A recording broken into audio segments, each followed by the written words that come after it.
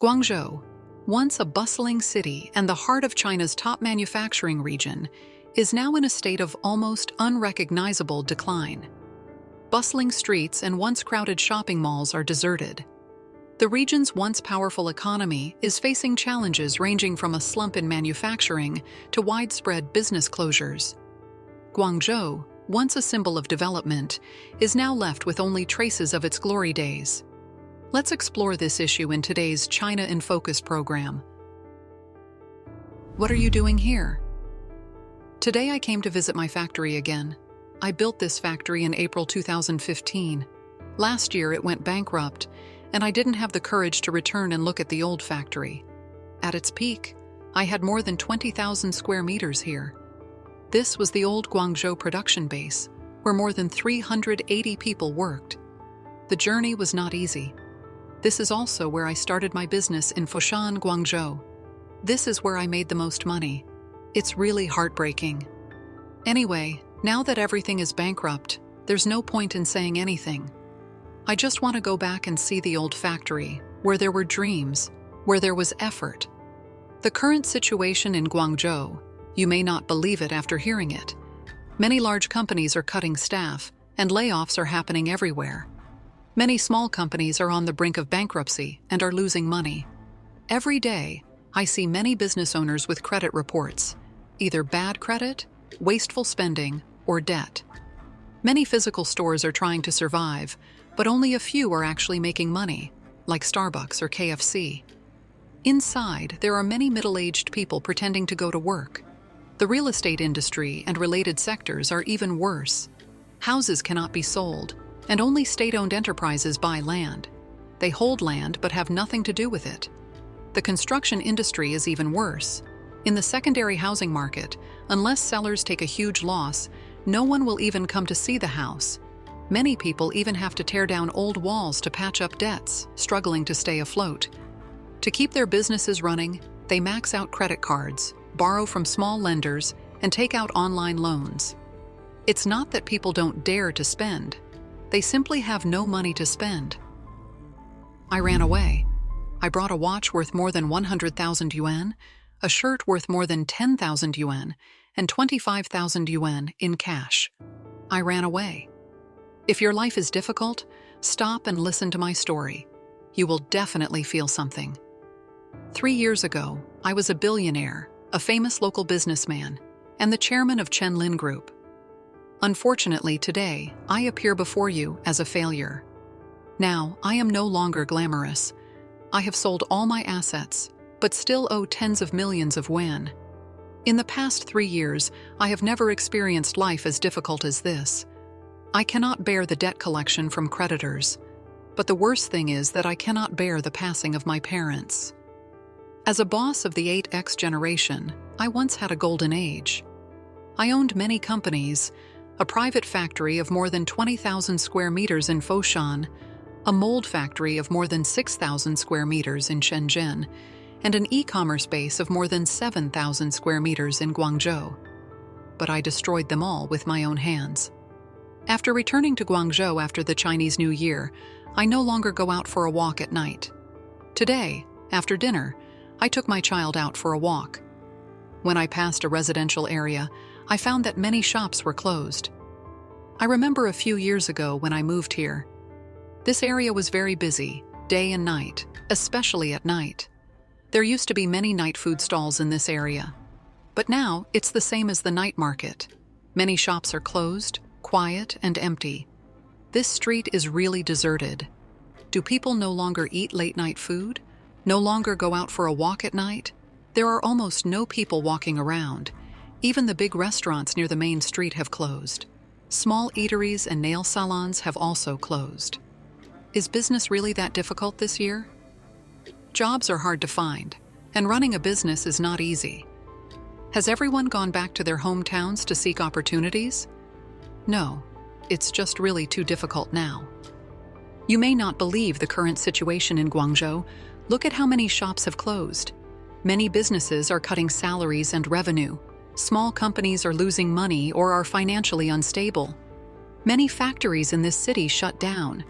You can see that the shops on the street are no longer being rented. Buildings are also lowering prices to attract customers. Many university graduates still cannot find jobs. Business owners have to move money around every month to avoid bankruptcy. Every month, they have to rely on credit cards to maintain expenses. When it comes time to pay salaries, if they spend just a little more, it might not even be enough to cover the rent.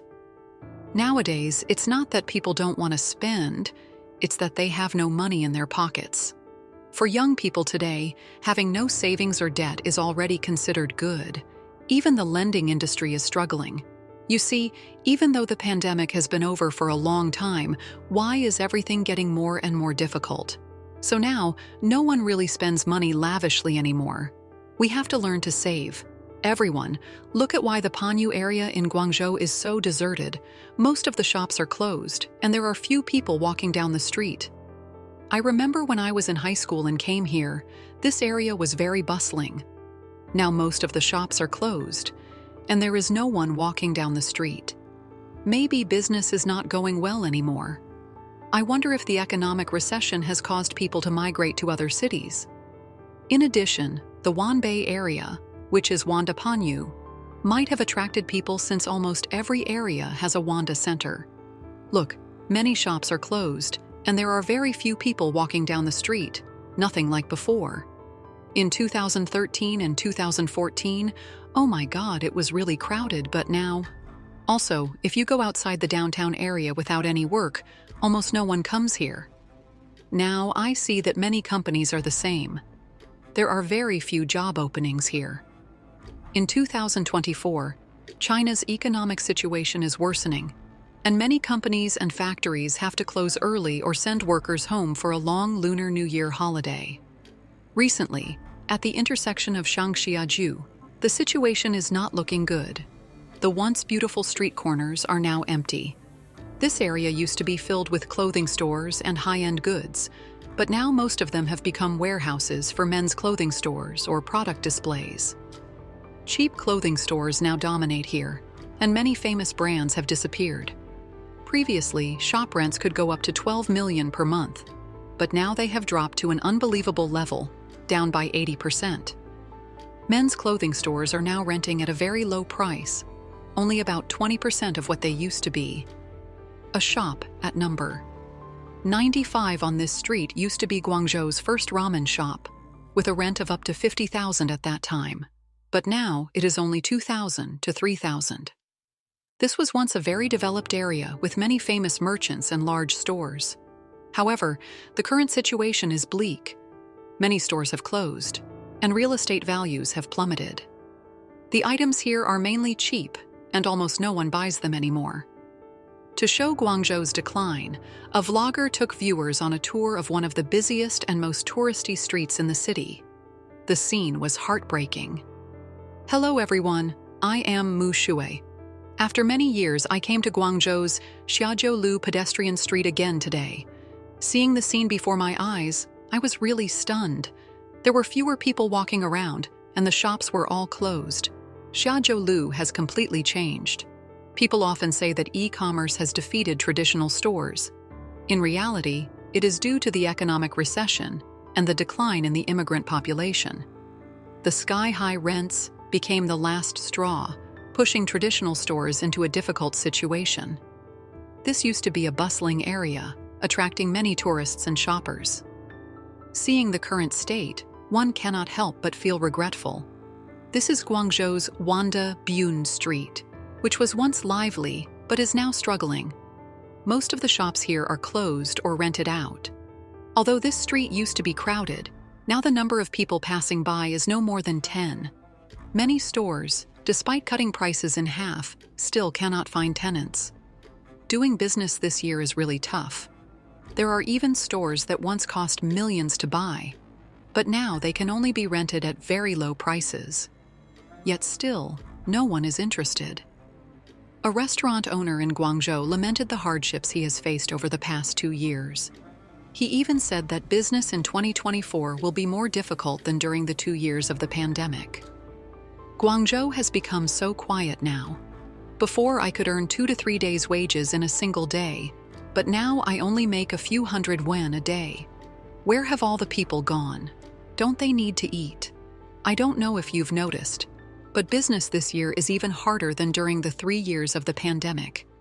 Every industry is struggling. How miserable are the Chinese people living? The stories below also give us a panoramic view of the ordinary working class in China. These people account for 40 to 50% of the Chinese population. They are struggling with a hard life and do not have any support from the Chinese Communist Party government. In Nanjing, a divorced woman raised 3 children by herself. In order to earn living expenses, she tied her son to her body and sold fried rice at a construction site. Her name is Fei Fei, and she is a child who grew up in her father's takeaway truck. Dad takes her with him to deliver food every day, no matter if it rains or winds. Dad tells himself every day to drive slower and to bring Fei Fei home safely at night. When he meets a client who lives in a high-rise building, his father always carries Fei Fei upstairs. When he meets a client who lives on the ground floor, his father asks Fei Fei to wait by the car. After taking a few steps, his father looks back to make sure that Fei Fei is safe. Fei Fei learned to cook and wash clothes by herself at a young age. It is true that a poor child has become the master of the family. Netizens were very distressed after seeing this. Someone wants to adopt her. Some people are angry and think it is a tragedy of the times. She is 19 years old. Due to family difficulties, she had to drop out of school and help her mother sell sesame seeds on the street. She gets up at 3 o'clock every day and works 12 hours. She said she also envies her peers who can go out and play, but she has no choice. She said she has no dreams. When asked, "If you get married in the future, will you come back to help your mother?" With tears on her face, she nodded and said, "Yes." Her mother revealed that she had divorced her husband and was raising her 2 daughters alone. One daughter is disabled and has to be taken with her wherever she goes.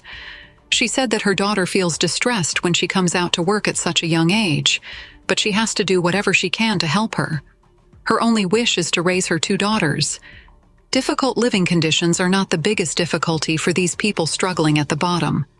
In order to increase her income, the mother of 3 in Nanjing wanted to run a night market at night. But the first time she went, the table was confiscated, and she was asked not to sell fried rice again. With her livelihood cut off, she was sent to the hospital in a panic.